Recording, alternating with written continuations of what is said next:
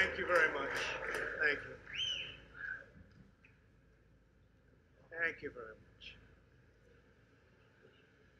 Madam Speaker, Mr. Vice President, members of Congress, the First Lady of the United States.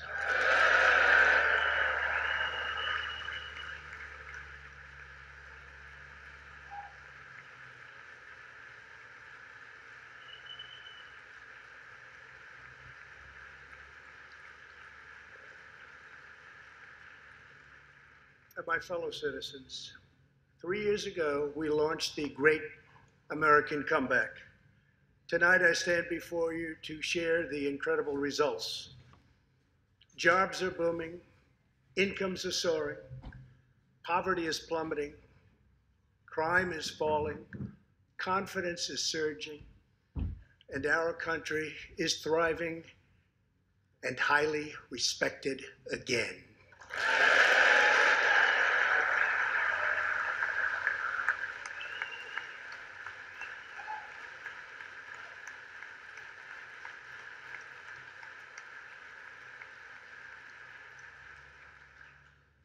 America's enemies are on the run. America's fortunes are on the rise, and America's future is blazing bright. The years of economic decay are over.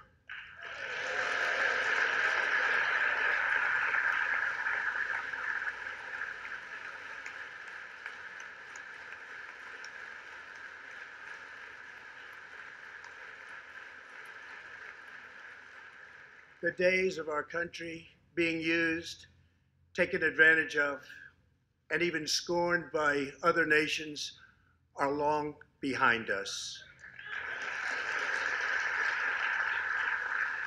Gone too are the broken promises, jobless recoveries, tired platitudes, and constant excuses for the depletion of American wealth, power, and prestige. In just 3 short years, we have shattered the mentality of American decline, and we have rejected the downsizing of Americans' destiny. We have totally rejected the downsizing. We're moving forward at a pace that was unimaginable just a short time ago, and we are never, ever going back.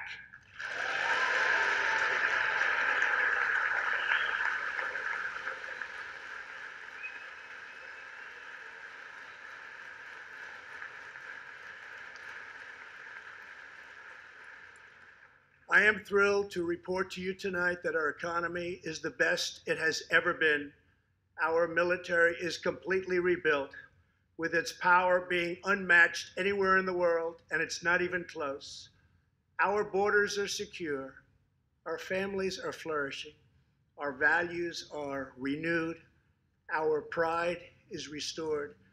And for all of these reasons, I say to the people of our great country, and to the members of Congress, the state of our union is stronger than ever before.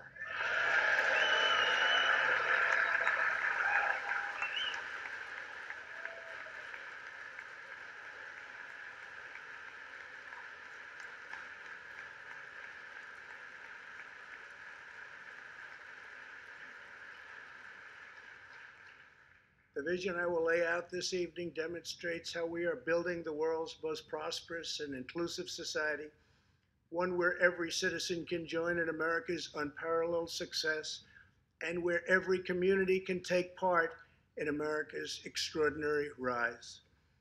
From the instant I took office, I moved rapidly to revive the U.S. economy, slashing a record number of job-killing regulations, enacting historic and record-setting tax cuts, and fighting for fair and reciprocal trade agreements.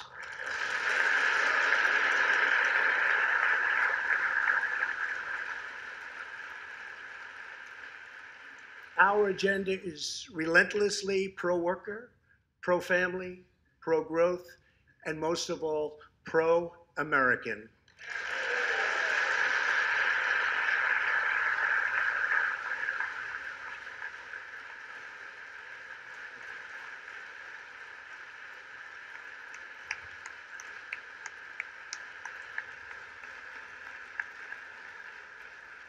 Thank you. We are advancing with unbridled optimism and lifting our citizens of every race, color, religion, and creed very, very high. Since my election, we have created 7 million new jobs, 5 million more than government experts projected during the previous administration.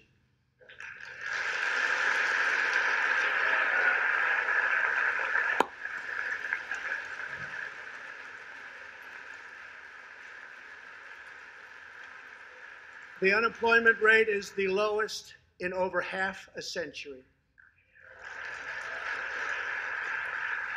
And very incredibly, the average unemployment rate under my administration is lower than any administration in the history of our country.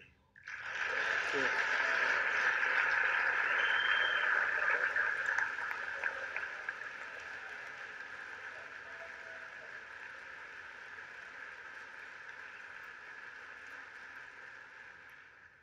If we hadn't reversed the failed economic policies of the previous administration, the world would not now be witnessing this great economic success.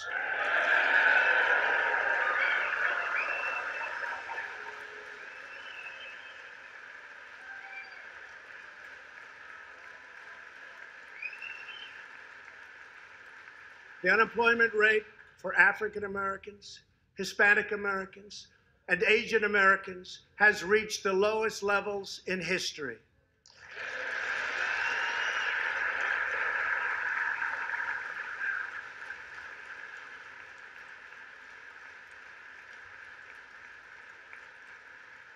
African American youth unemployment has reached an all-time low. African American poverty has declined to the lowest rate ever recorded. The unemployment rate for women reached the lowest level in almost 70 years, and last year women filled 72% of all new jobs added.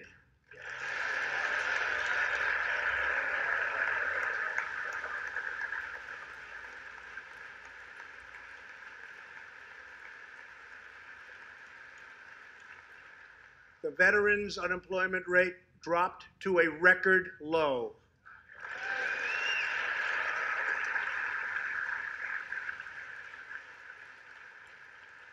The unemployment rate for disabled Americans has reached an all-time low.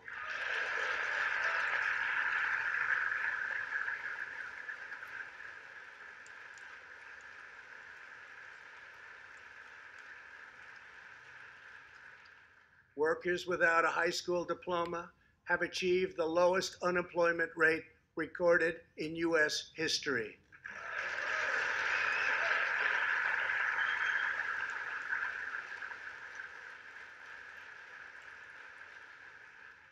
A record number of young Americans are now employed.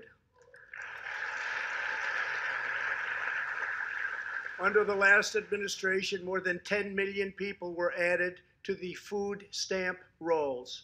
Under my administration, 7 million Americans have come off food stamps and 10 million people have been lifted off of welfare.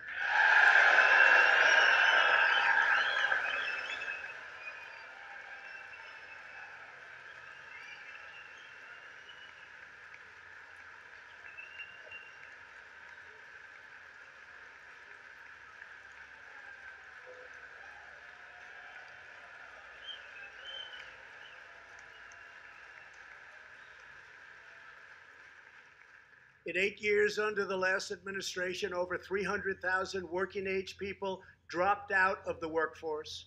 In just 3 years of my administration, 3.5 million people, working-age people, have joined the workforce.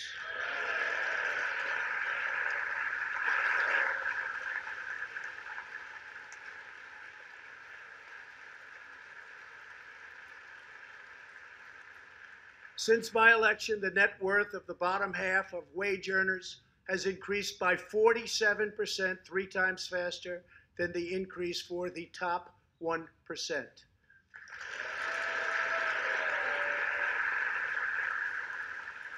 After decades of flat and falling incomes, wages are rising fast, and wonderfully, they are rising fastest for low-income workers who have seen a 16% pay increase since my election.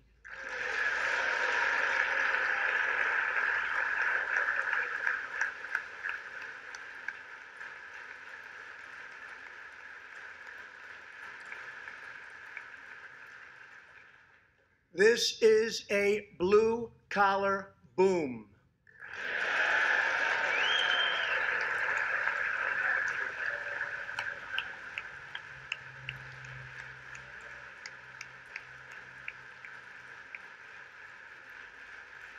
Real median household income is now at the highest level ever recorded.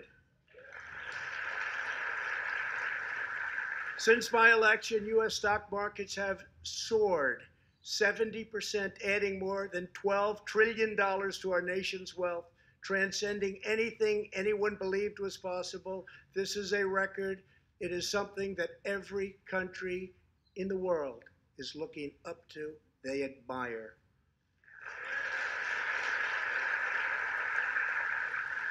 Consumer confidence has just reached amazing new highs.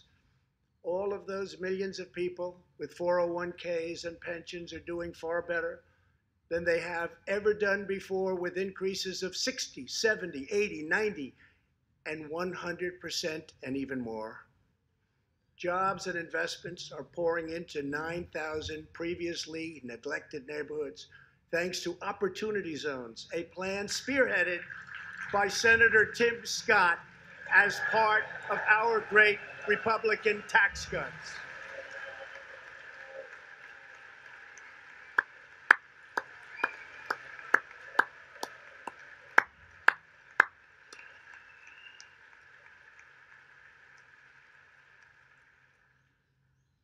In other words, wealthy people and companies are pouring money into poor neighborhoods or areas that haven't seen investment in many decades, creating jobs, energy, and excitement.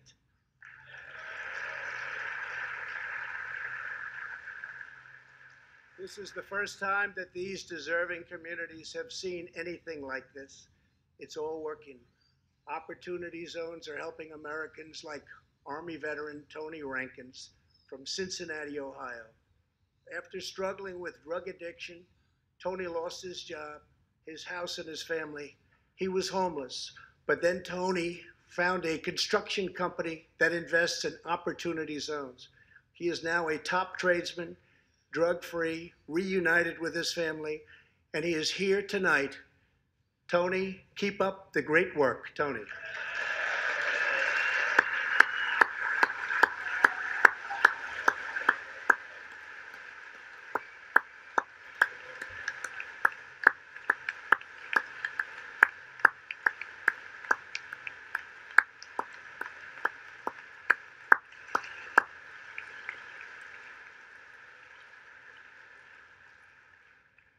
Thank you, Tony.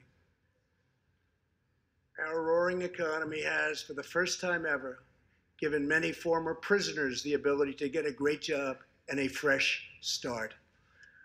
This second chance at life is made possible because we passed landmark criminal justice reform into law. Everybody said that criminal justice reform couldn't be done, but I got it done, and the people in this room got it done.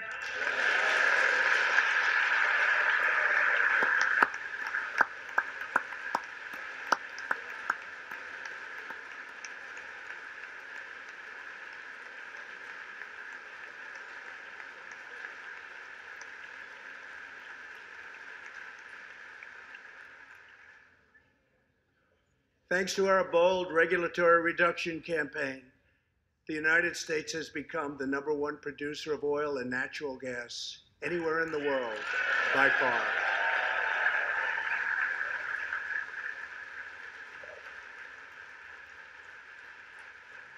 With the tremendous progress we have made over the past 3 years, America is now energy independent, and energy jobs, like so many other elements of our country, are at a record high.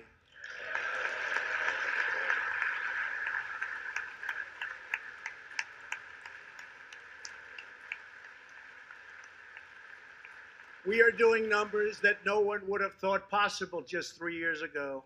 Likewise, we are restoring our nation's manufacturing might, even though predictions were, as you all know, that this could never, ever be done. After losing 60,000 factories under the previous two administrations, America has now gained 12,000 new factories under my administration, with thousands upon thousands of plants and factories being planned or being built.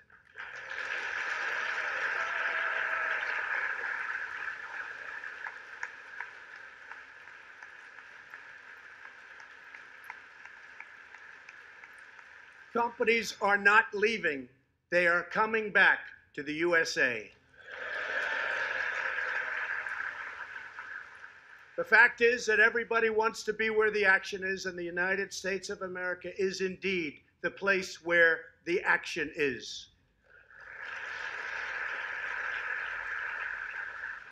One of the biggest promises I made to the American people was to replace the disastrous NAFTA trade deal.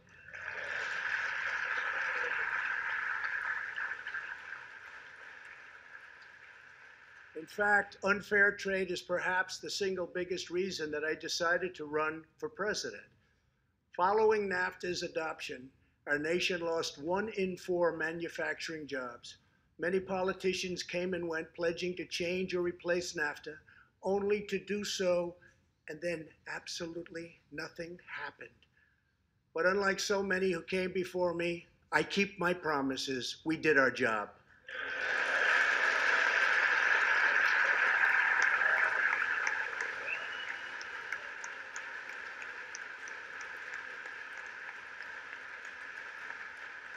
Six days ago, I replaced NAFTA and signed the brand new U.S.-Mexico-Canada agreement into law.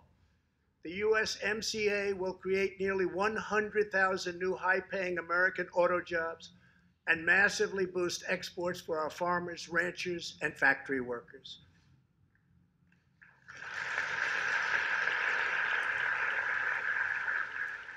It will also bring trade with Mexico and Canada to a much higher level, but also to be a much greater degree of fairness and reciprocity. We will have that fairness and reciprocity, and I say that finally because it's been many, many years that we were treated fairly on trade.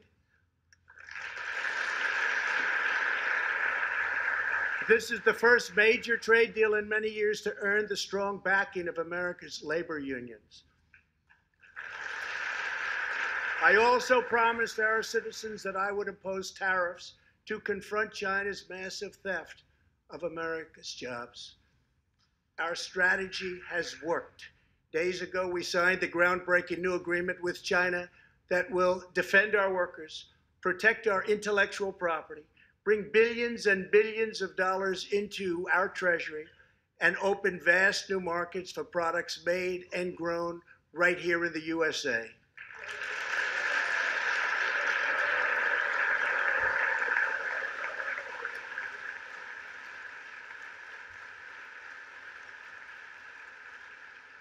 For decades, China has taken advantage of the United States. Now we have changed that. But at the same time, we have perhaps the best relationship we've ever had with China, including with President Xi. They respect what we've done because, quite frankly, they could never really believe that they were able to get away with what they were doing year after year, decade after decade, without someone in our country stepping up and saying, that's enough.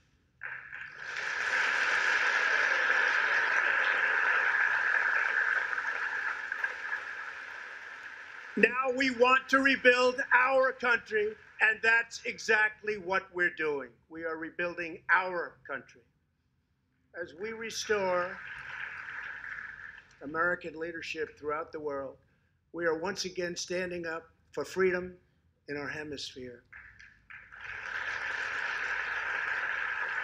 That's why my administration reversed the failing policies of the previous administration on Cuba.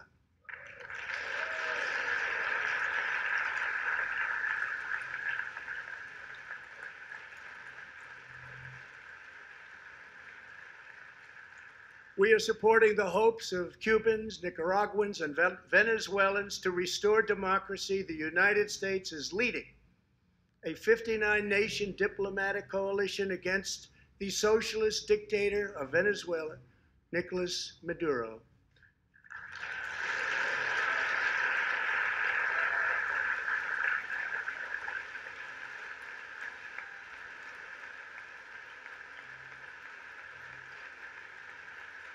Maduro is an illegitimate ruler, a tyrant who brutalizes his people, but Maduro's grip on tyranny will be smashed and broken.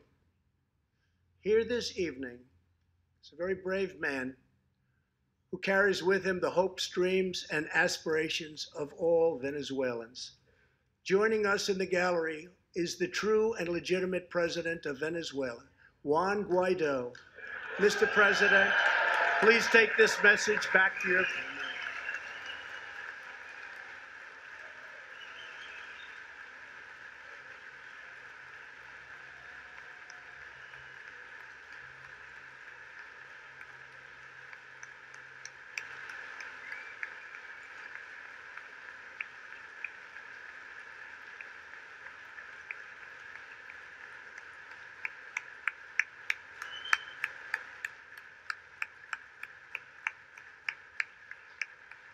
Thank you, Mr. President. Great honor. Thank you very much. Please take this message back that all Americans are united with the Venezuelan people in their righteous struggle for freedom. Thank you very much, Mr. President.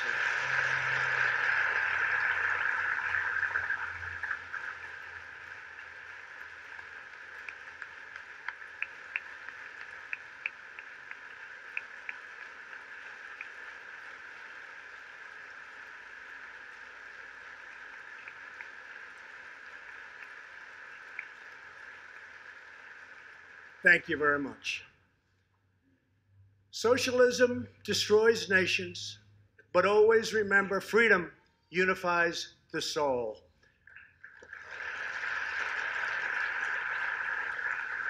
To safeguard American liberty, we have invested a record-breaking $2.2 trillion in the United States military.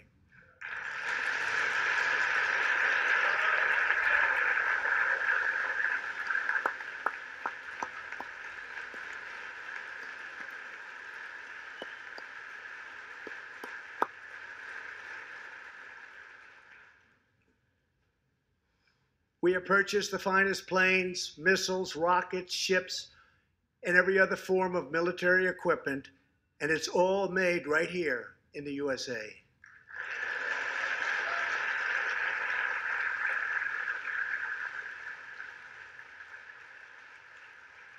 We are also getting our allies, finally, to help pay their fair share.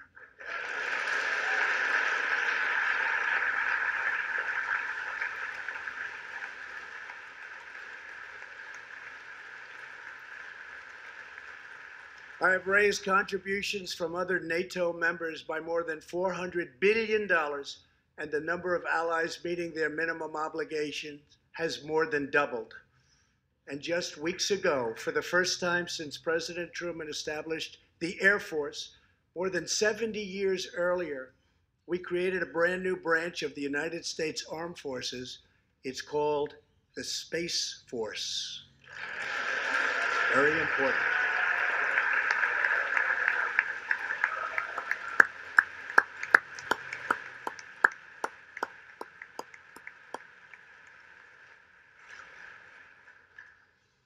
In the gallery tonight, we have a young gentleman, and what he wants so badly, 13 years old, Ian Lawnfay. He's an 8th grader from Arizona. Ian, please stand up. Ian has always dreamed of going to space. He was the first in his class and among the youngest at an aviation academy. He aspires to go to the Air Force Academy, and then he has his eye on the Space Force. As Ian says, most people look up at space. I want to look down on the world.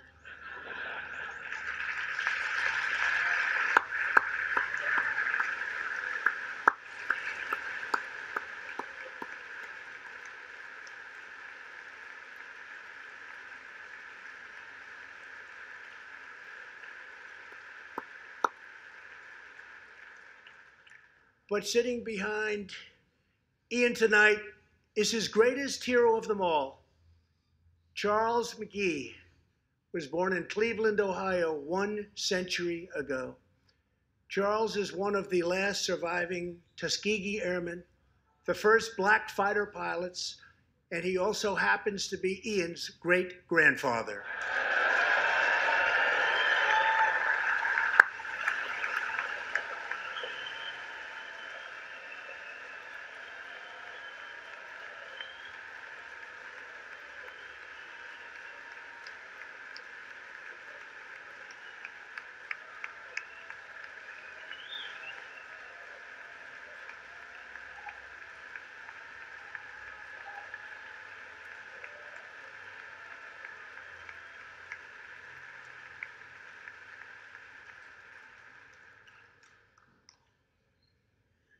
Incredible story.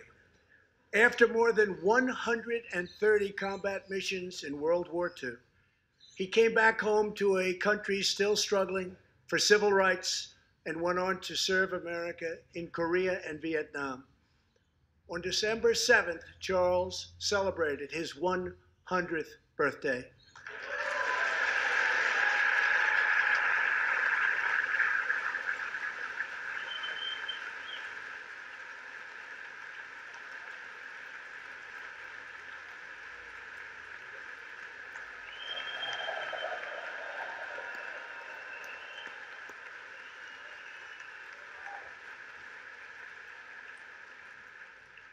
A few weeks ago, I signed a bill promoting Charles McGee to Brigadier General, and earlier today, I pinned the stars on his shoulders in the Oval Office. General McGee, our nation salutes you. Thank you, sir.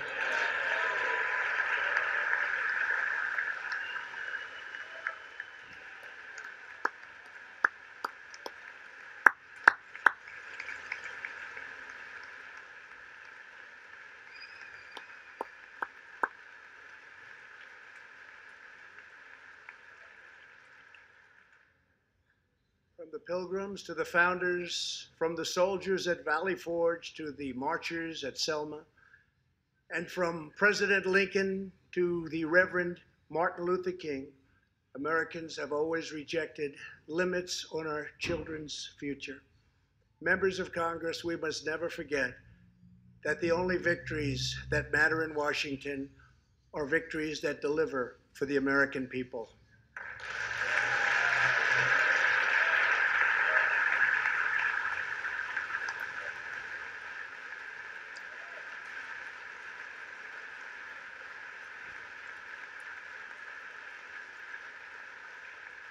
The people are the heart of our country. Their dreams are the soul of our country, and their love is what powers and sustains our country. We must always remember that our job is to put America first.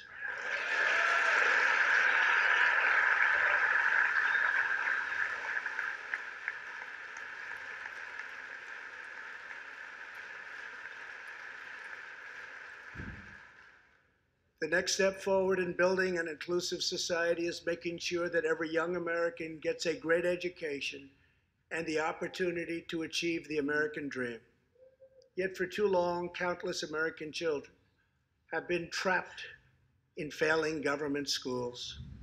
To rescue these students, 18 states have created school choice in the form of opportunity scholarships. The programs are so popular that tens of thousands of students remain on a waiting list. One of those students is Janiyah Davis, a 4th grader from Philadelphia. Janiyah.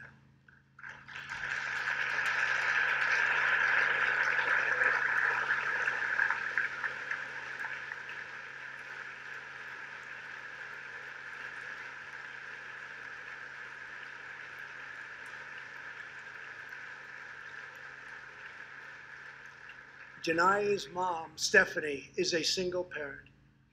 She would do anything to give her daughter a better future. But last year, that future was put further out of reach when Pennsylvania's governor vetoed legislation to expand school choice to 50,000 children. Janaya and Stephanie are in the gallery. Stephanie, thank you so much for being here with your beautiful daughter. Thank you very much.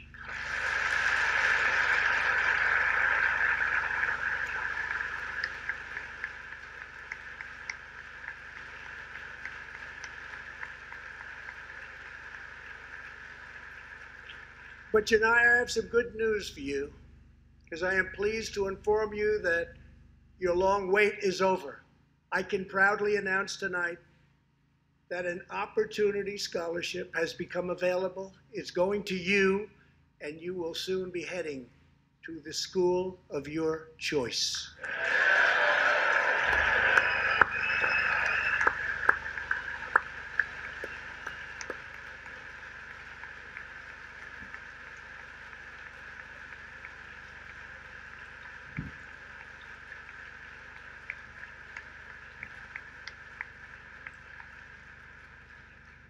Now I call on Congress to give 1 million American children the same opportunity Janaya has just received. Pass the Education Freedom Scholarships and Opportunities Act, because no parent should be forced to send their child to a failing government school.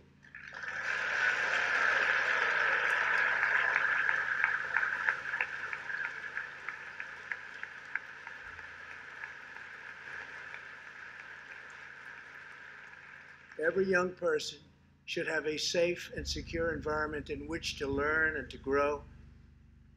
For this reason, our magnificent First Lady has launched the Be Best initiative to advance a safe, healthy, supportive, and drug-free life for the next generation, online, in school, and in our communities. Thank you, Melania, for your extraordinary love and profound care for America's children. Thank you very much.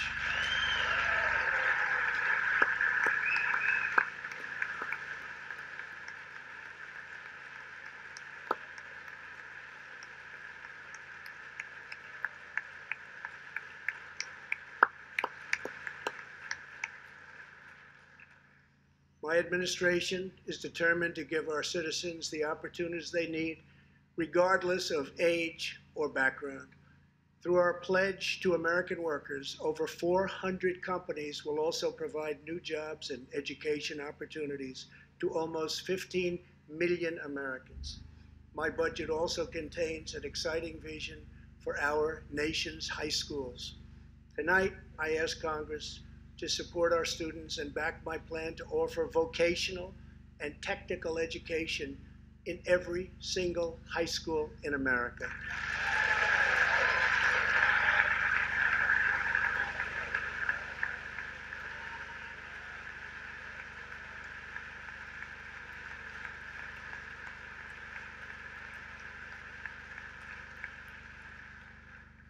To expand equal opportunity, I am also proud that we achieved record and permanent funding for our nation's historically Black colleges and universities.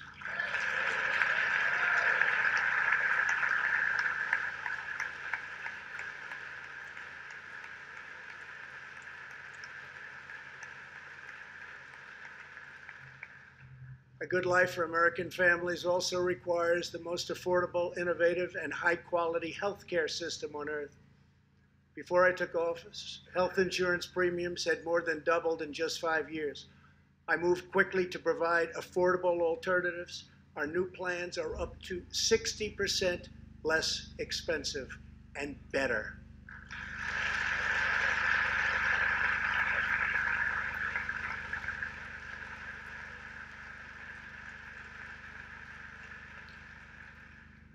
I've also made an ironclad pledge to American families. We will always protect patients with pre-existing conditions.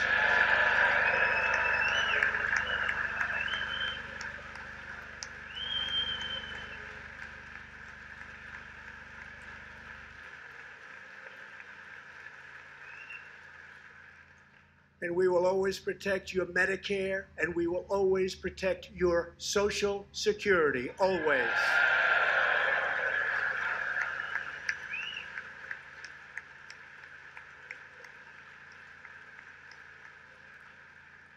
The American patient should never be blindsided by medical bills. That is why I signed an executive order requiring price transparency.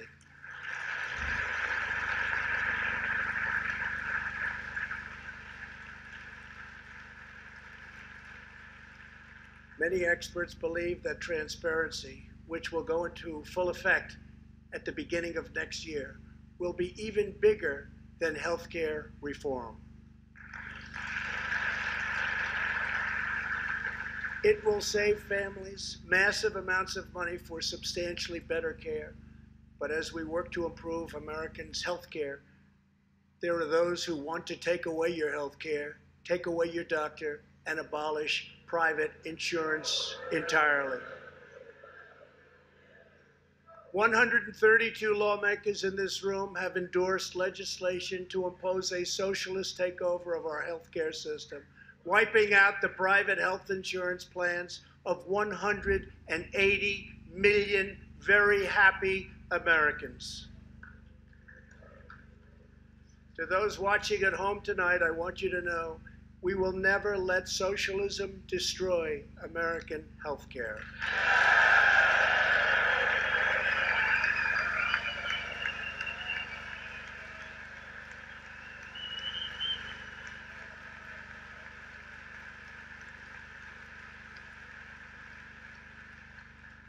Over 130 legislators in this chamber have endorsed legislation that would bankrupt our nation by providing free taxpayer-funded health care to millions of illegal aliens, forcing taxpayers to subsidize free care for anyone in the world who unlawfully crosses our borders. These proposals would raid the Medicare benefits of our seniors and that our seniors depend on, while acting as a powerful lure for illegal immigration. That is what is happening in California and other states. Their systems are totally out of control, costing taxpayers vast and unaffordable amounts of money. If forcing American taxpayers to provide unlimited free health care to illegal aliens sounds fair to you, then stand with the radical left. But if you believe that we should defend American patients and American seniors, then stand with me and pass legislation to prohibit free government health care for illegal aliens.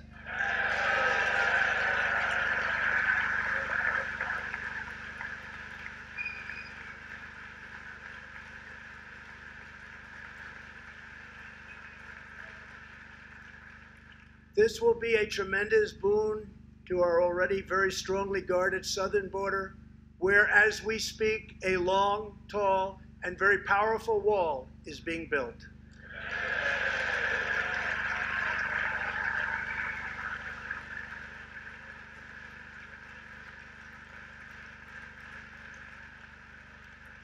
We have now completed over 100 miles and have over 500 miles fully completed in a very short period of time. Early next year, we will have substantially more than 500 miles completed. My administration is also taking on the big pharmaceutical companies.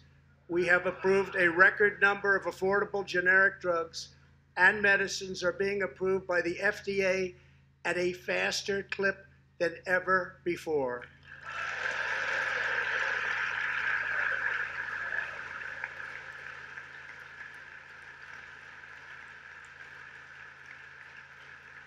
And I was pleased to announce last year that for the first time in 51 years, the cost of prescription drugs actually went down.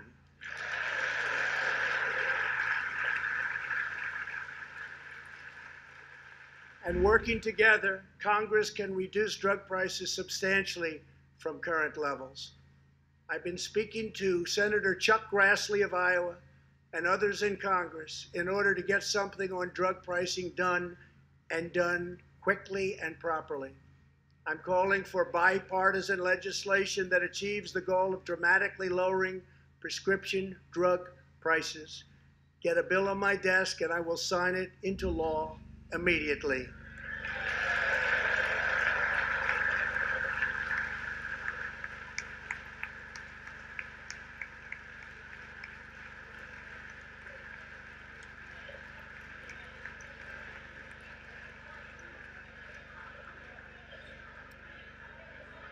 With unyielding commitment, we are curbing the opioid epidemic.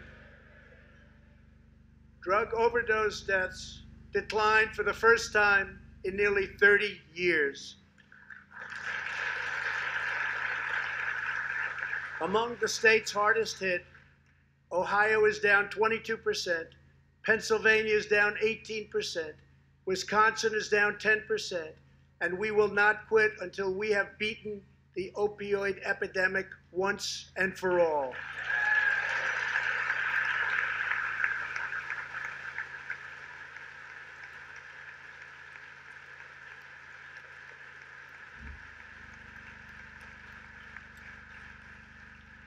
Protecting Americans' health also means fighting infectious diseases.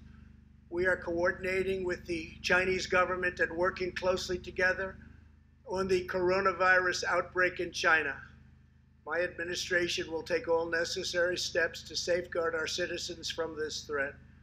We have launched ambitious new initiatives to substantially improve care for Americans with kidney disease, Alzheimer's, and those struggling with mental health. And because Congress was so good as to fund my request, new cures for childhood cancer, and we will eradicate the AIDS epidemic in America by the end of this decade.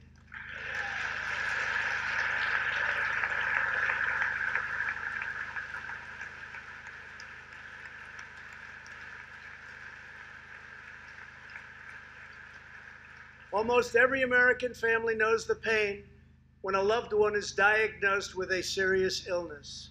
Here tonight is a special man, beloved by millions of Americans, who just received a stage 4 advanced cancer diagnosis.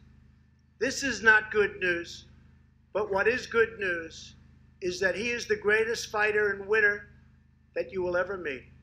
Rush Limbaugh, thank you for your decades of tireless devotion to our country.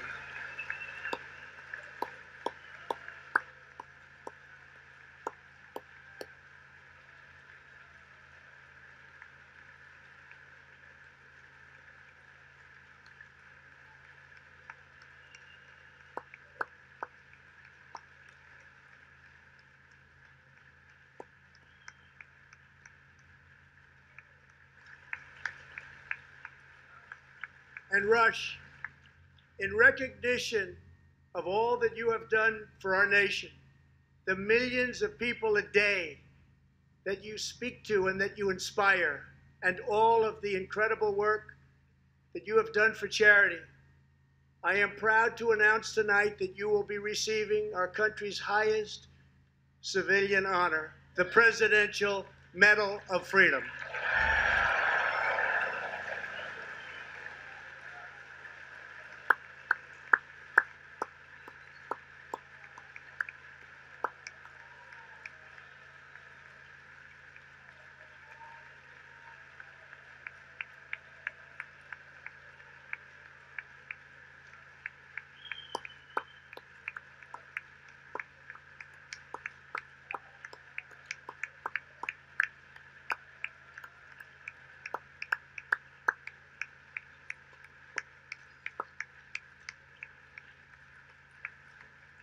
I will now ask the First Lady of the United States to present you with the honor, please.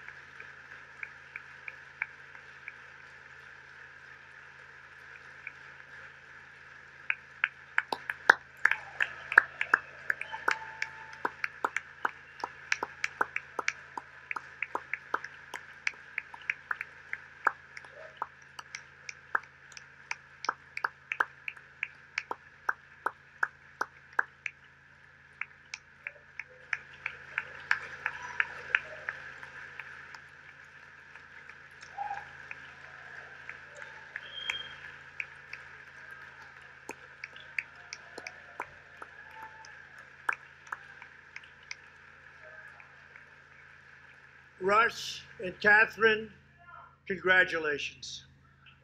Thank you, Catherine. As we pray for all who are sick, we know that America is constantly achieving new medical breakthroughs. In 2017, doctors at St. Luke's Hospital in Kansas City delivered one of the earliest premature babies ever to survive. Born at just 21 weeks and 6 days and weighing less than a pound, Ellie Schneider was a born fighter. Through the skill of her doctors and the prayers of her parents, little Ellie kept on winning the battle of life. Today, Ellie is a strong, healthy 2-year-old girl sitting with her amazing mother, Robin. In the gallery, Ellie and Robin, we are glad to have you with us tonight.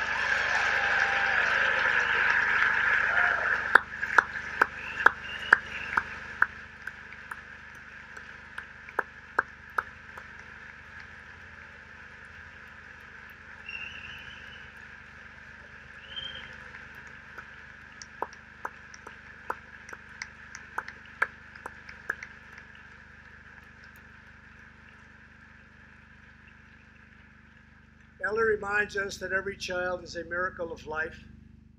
And thanks to modern medical wonders, 50% of very premature babies delivered at the hospital where Ellie was born now survive. It's an incredible thing. Thank you very much. Our goal should be to ensure that every baby has the best chance to thrive and grow just like Ellie. That is why I'm asking Congress to provide an additional $50 million to fund neonatal research for America's youngest patients.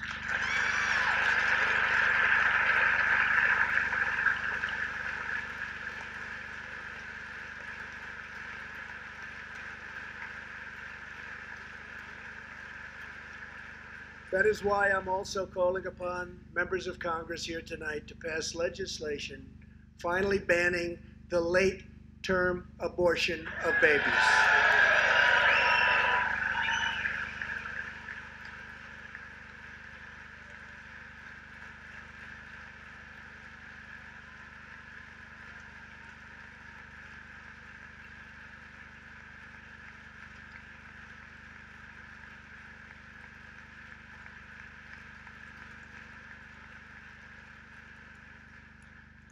Whether we are Republican, Democrat, or Independent, surely we must all agree that every human life is a sacred gift from God. As we support America's moms and dads, I was recently proud to sign the law providing new parents in the federal workforce paid family leave, serving as a model for the rest of the country.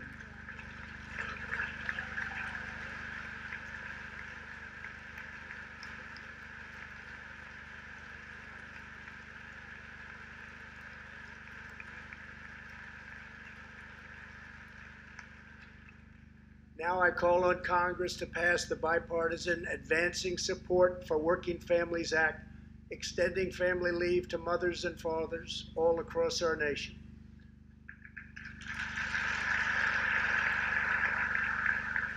$40 million American families have an average $2,200 extra thanks to our child tax credit.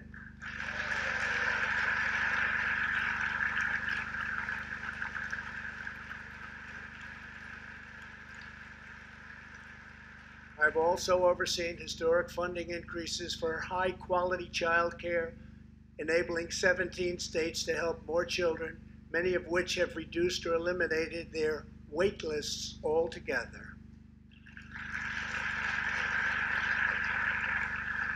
And I sent Congress a plan with a vision to further expand access to high-quality child care and urge you to act immediately. To protect the environment, days ago I announced that the United States will join the 1 Trillion Trees Initiative, an ambitious effort to bring together government and private sector to plant new trees in America and all around the world.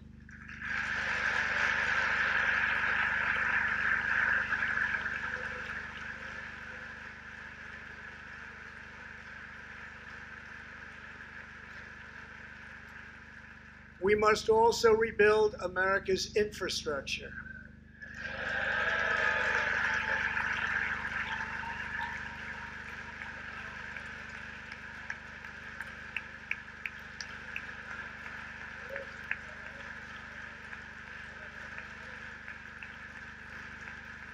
I ask you to pass Senator John Barrasso's highway bill to invest in new roads, bridges, and tunnels all across our land. I'm also committed to ensuring that every citizen can have access to high-speed internet, including and especially in rural America.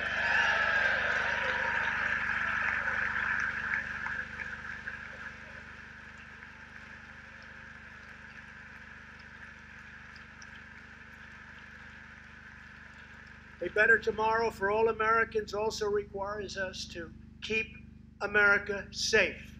That means supporting the men and women of law enforcement at every level, including our nation's heroic ICE officers.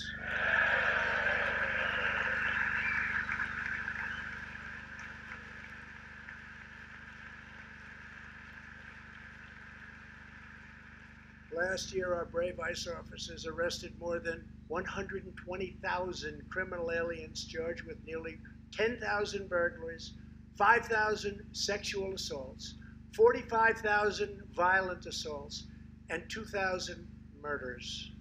Tragically, there are many cities in America where radical politicians have chosen to provide sanctuary for these criminal illegal aliens.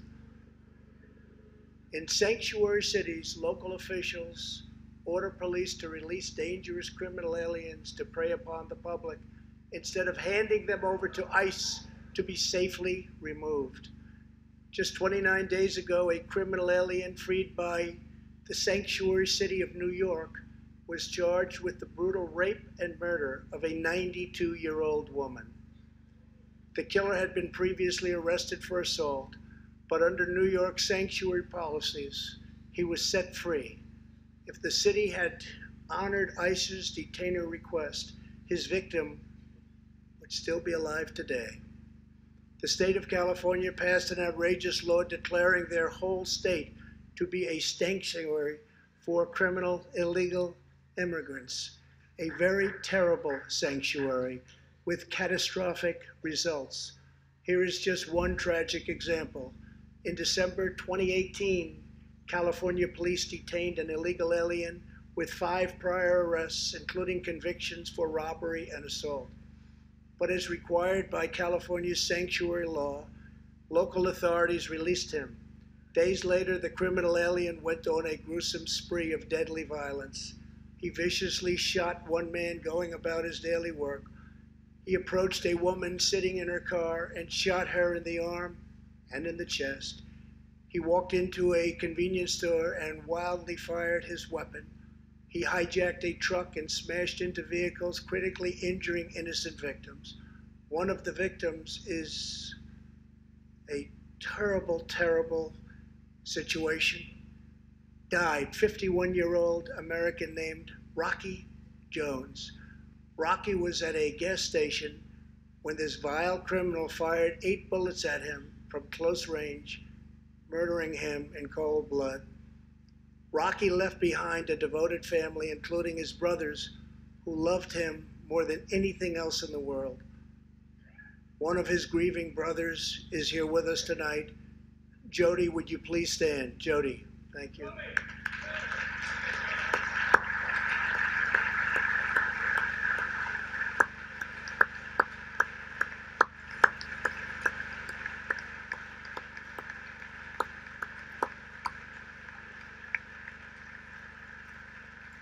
Jody, our hearts weep for your loss, and we will not rest until you have justice. Senator Tom Tillis has introduced legislation to allow Americans like Jody to sue sanctuary cities and states when a loved one is hurt or killed as a result of these deadly practices.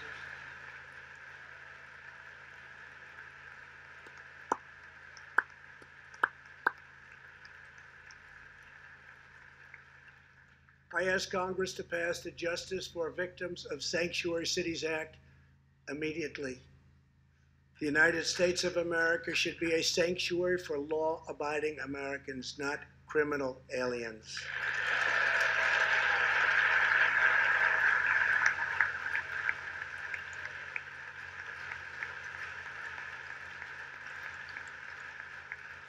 In the last 3 years, ICE has arrested over 5,000 wicked human traffickers, and I have signed 9 pieces of legislation to stamp out the menace of human trafficking domestically and all around the globe. My administration has undertaken an unprecedented effort to secure the southern border of the United States.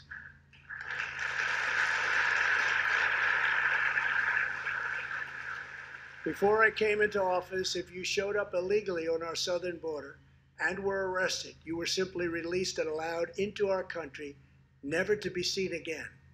My administration has ended catch and release.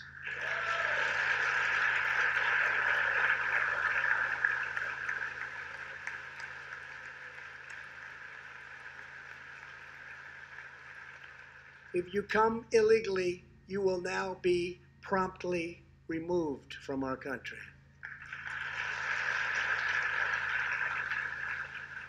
Very importantly, we entered into historic cooperation agreements with the governments of Mexico, Honduras, El Salvador, and Guatemala. As a result of our unprecedented efforts, illegal crossings are down 75% since May, dropping 8 straight months in a row.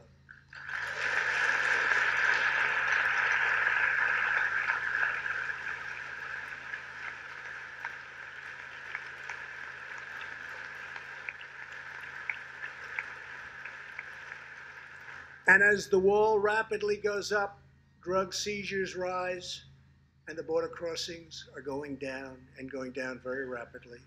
Last year, I traveled to the border in Texas and met Chief Patrol Agent Raul Ortiz.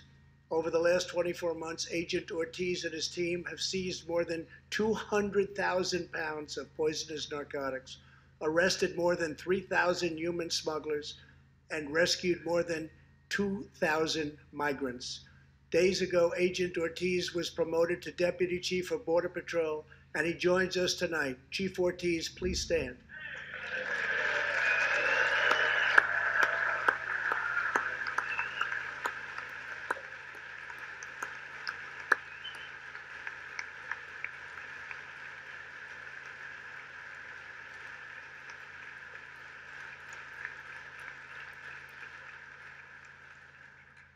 A grateful nation thanks you and all of the heroes of Border Patrol and ICE. Thank you very much. Thank you. To build on these historic gains, we are working on legislation to replace our outdated and randomized immigration system with one based on merit, welcoming those who follow the rules, contribute to our economy, support themselves financially, and uphold our values.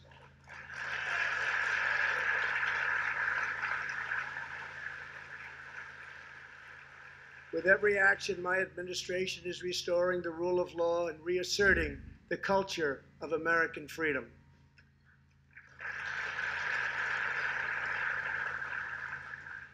Working with Senate Majority Leader Mitch McConnell, thank you, Mitch, and his colleagues in the Senate, we have confirmed a record number of 187 new federal judges to uphold our Constitution as written. This includes 2 brilliant new Supreme Court justices, Neil Gorsuch and Brett Kavanaugh. Thank you.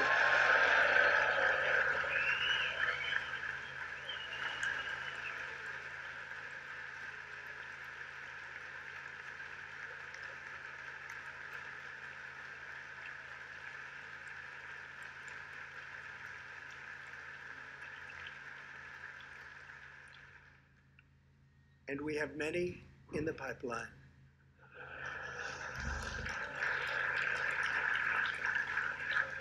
My administration is also defending religious liberty, and that includes the constitutional right to pray in public schools.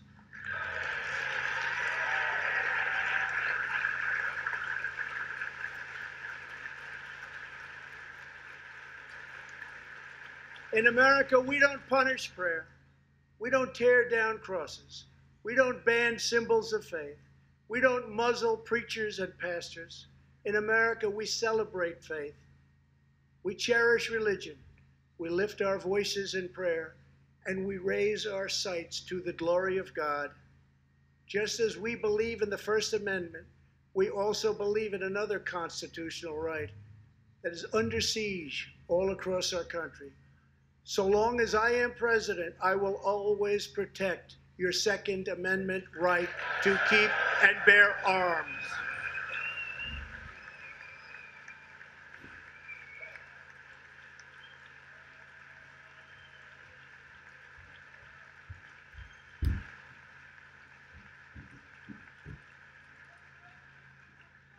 In reaffirming our heritage as a free nation, we must remember that America has always been a frontier nation. Now we must embrace the next frontier, America's manifest destiny in the stars. I am asking Congress to fully fund the Artemis program to ensure that the next man and the first woman on the moon will be American astronauts, using this as a launching pad to ensure that America is the first nation to plant its flag on Mars.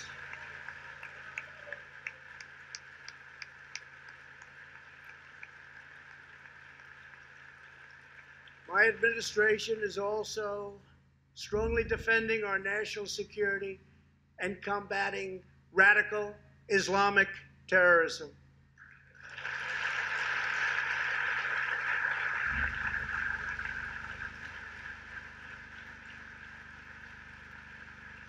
Last week, I announced a groundbreaking plan for peace between Israel and the Palestinians. Recognizing that all past attempts have failed, we must be determined and creative in order to stabilize the region and give millions of young people the chance to realize a better future. 3 years ago, the barbarians of ISIS held over 20,000 square miles of territory in Iraq and Syria. Today, the ISIS territorial caliphate has been 100% destroyed, and the founder and leader of ISIS, the bloodthirsty killer known as al-Baghdadi, is dead.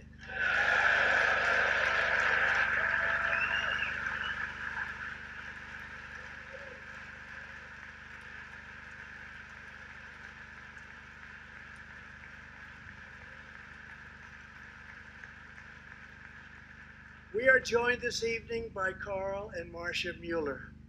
After graduating from college, their beautiful daughter, Carla, became a humanitarian aid worker.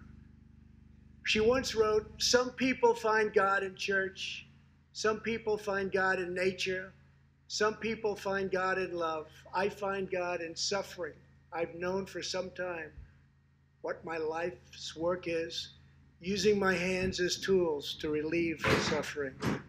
In 2013, while caring for suffering civilians in Syria, Kayla was kidnapped, tortured, and enslaved by ISIS and kept as a prisoner of al-Baghdadi himself. After more than 500 horrifying days of captivity, al-Baghdadi murdered young, beautiful Kayla. She was just 26 years old. On the night that U.S. Special Forces operations ended al-Baghdadi's miserable life, the chairman of the Joint Chiefs of Staff, General Mark Milley, received a call in the Situation Room. He was told that the brave men of the elite Special Forces team that so perfectly carried out the operation had given their mission a name, Task Force 814. It was a reference to a special day, August 14th, Kayla's birthday. Carl and Marcia, America's warriors, never forgot Kayla, and neither will we. Thank you.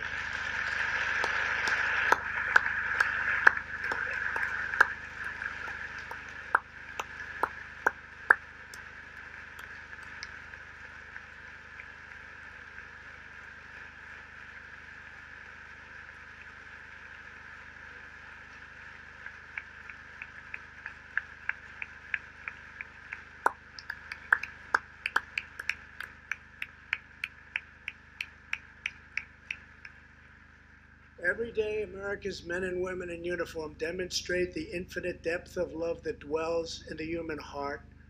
One of these American heroes was Army Staff Sergeant Christopher Hake.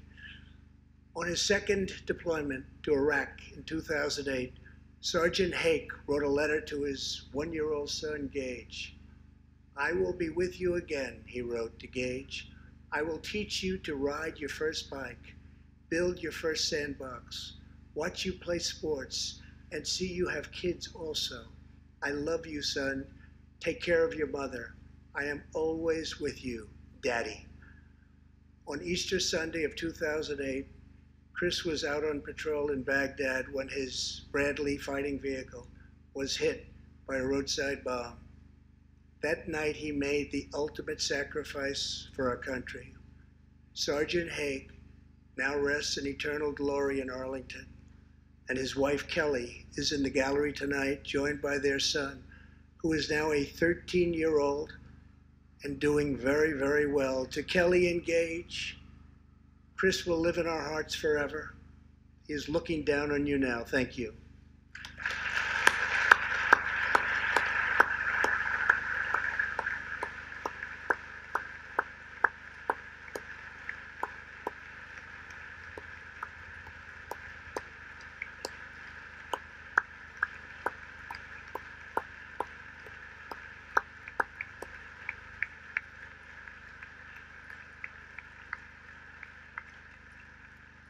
Thank you very much. Thank you both very much. The terrorist responsible for killing Sergeant Hake was Qasem Soleimani, who provided the deadly roadside bomb that took Chris's life. Soleimani was the Iranian regime's most ruthless butcher, a monster who murdered or wounded thousands of American service members in Iraq. As the world's top terrorist, Soleimani orchestrated the deaths of countless men, women, and children. He directed the December assault and went on to assault U.S. forces in Iraq, was actively planning new attacks when we hit him very hard. And that's why last month, at my direction, the U.S. military executed a flawless precision strike that killed Soleimani and terminated his evil reign of terror forever.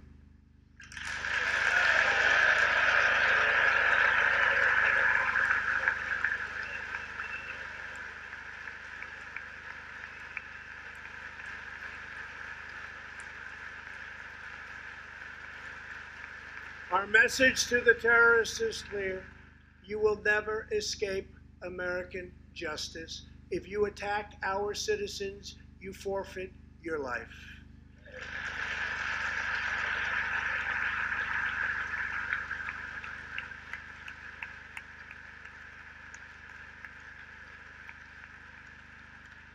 In recent months, we have seen proud Iranians raise their voices against their oppressive rulers. The Iranian regime must abandon its pursuit of nuclear weapons, stop spreading terror, death, and destruction, and start working for the good of its own people. Because of our powerful sanctions, the Iranian economy is doing very, very poorly. We can help them make a very good and short time recovery. It can all go very quickly, but perhaps they are too proud or too foolish to ask for that help. We are here. Let's see which road they choose. It is totally up to them.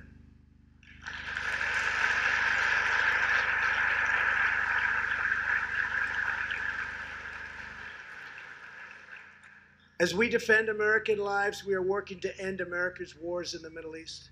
In Afghanistan, the determination and valor of our warfighters has allowed us to make tremendous progress, and peace talks are now underway. I am not looking to kill hundreds of thousands of people in Afghanistan, many of them totally innocent. It is also not our function to serve other nations as law enforcement agencies.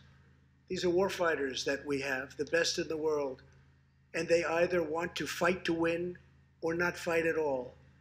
We are working to finally end America's longest war and bring our troops back home.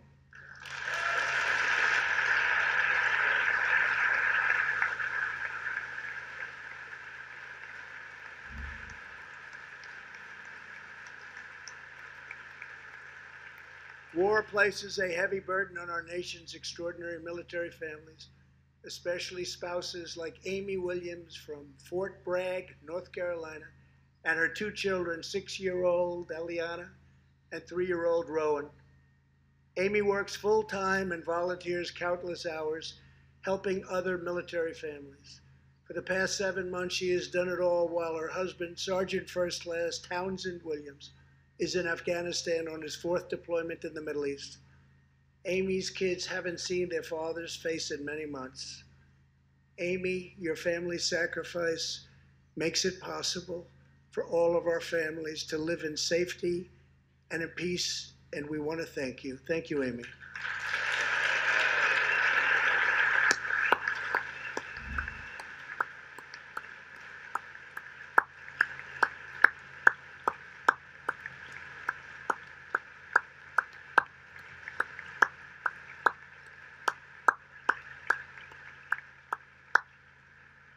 But Amy, there is one more thing. Tonight we have a very special surprise. I am thrilled to inform you that your husband is back from deployment. He is here with us tonight, and we couldn't keep him waiting any longer.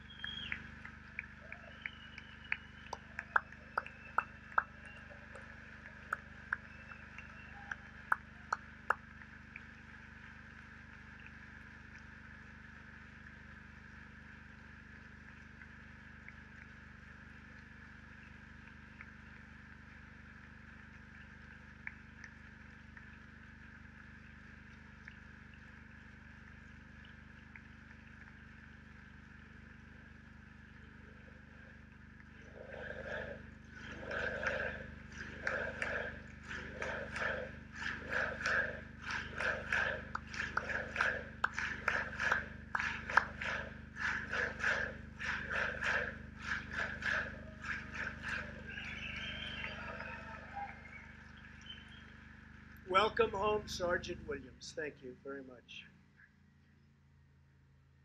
As the world bears witness tonight, America is a land of heroes.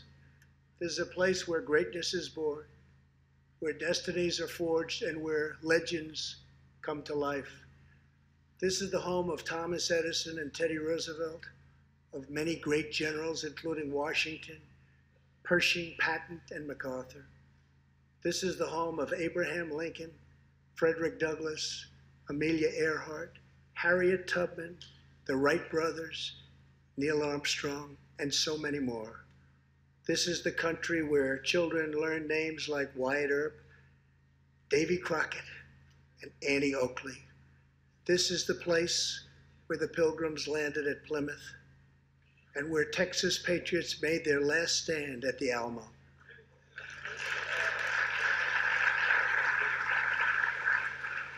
The beautiful, beautiful Alamo. The American nation was carved out of the vast frontier by the toughest, strongest, fiercest, and most determined men and women ever to walk on the face of the earth. Our ancestors braved the unknown, tamed the wilderness, settled the Wild West, lifted millions from poverty, disease, and hunger, vanquished tyranny and fascism, ushered the world to new heights of science and medicine, laid down the railroads, dug out the canals, raised up the skyscrapers, and ladies and gentlemen, our ancestors built the most exceptional republic ever to exist in all of human history, and we are making it greater than ever before.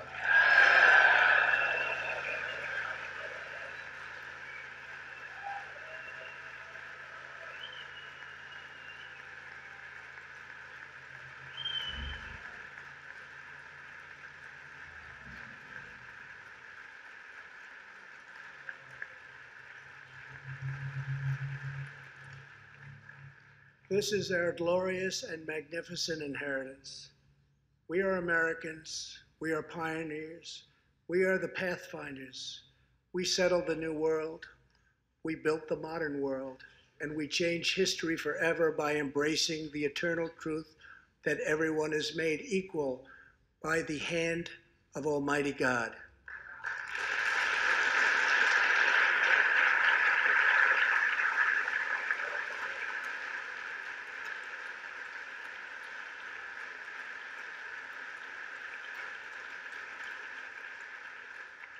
America is the place where anything can happen. America is the place where anyone can rise.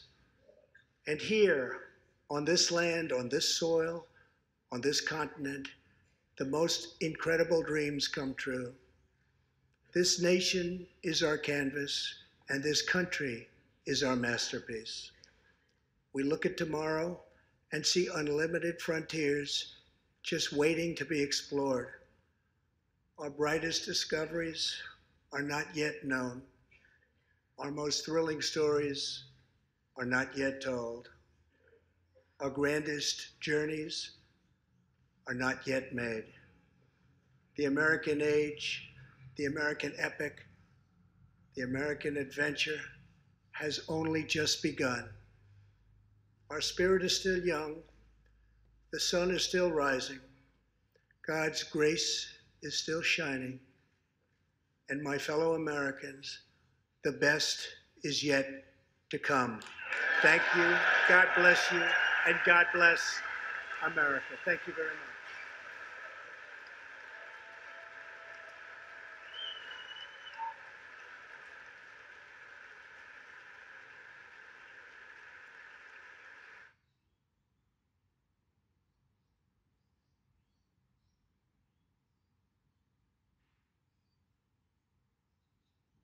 The President of the United States. 3 years ago, we launched the Great American Comeback. I am thrilled to report to you tonight that our economy is the best it has ever been. Our military is completely rebuilt. Our borders are secure. Our families are flourishing. Our values are renewed. Our pride is restored. The state of our union is stronger than ever before. But tonight I have some good news for you, because I am pleased to inform you that your long wait is over. I can proudly announce tonight that an Opportunity Scholarship has become available. It's going to you, and you will soon be heading to the school of your choice. Charles is one of the last surviving Tuskegee Airmen. After more than 130 combat missions in World War II, he came back home to a country still struggling for civil rights and went on to serve America in Korea and Vietnam. On December 7th, Charles celebrated his 100th birthday. We have a very special surprise.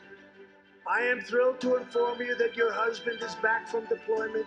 He is here with us tonight, and we couldn't keep him waiting any longer. We are Americans. We are pioneers. We are the pathfinders, and we change history forever by embracing the eternal truth that everyone is made equal by the hand of Almighty God. And my fellow Americans, the best is yet to come. Thank you, God bless you, and God bless